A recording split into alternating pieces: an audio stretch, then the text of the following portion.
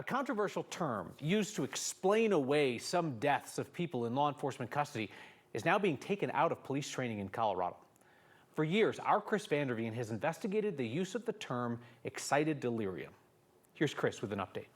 Good morning, everyone. To the untrained eye, Phil Weiser, Colorado Attorney General. what happened here today might seem trivial. The main thing that we want to talk about this morning is going to be the excited delirium discussion. Insignificant even. Does anyone have any questions? Yet this vote All in favor of approving the language? was neither. We can say that because we know the backstory. It's just junk. It's junk science, and we shouldn't be relying on that. That was State Representative Judy Amabile months ago after we told her about our investigation that found the state was still training all officers on the controversial term known as excited delirium. They should get that out of the curriculum, and they should do that sooner than later. Excited delirium. The idea that a body becomes so excited, so delirious, that it just shuts down. Problem is, as our year-long investigation of it has shown, it only seems to happen during or shortly after law enforcement restraint. We've now tied more than 225 deaths across the U.S. to use of the term.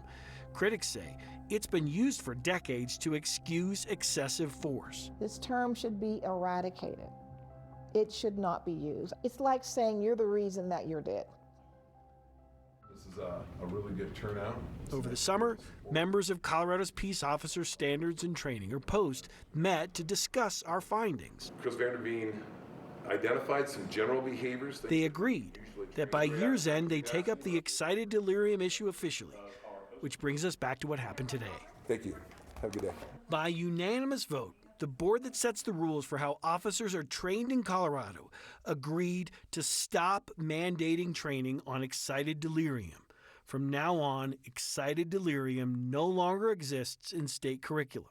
I think it's been really important that you've brought something to light that is actionable. Representative Amabile says she's likely not done either. She says early next year, she'll introduce legislation to do what California did this year, prohibit excited delirium from showing up on such things as autopsy and police reports.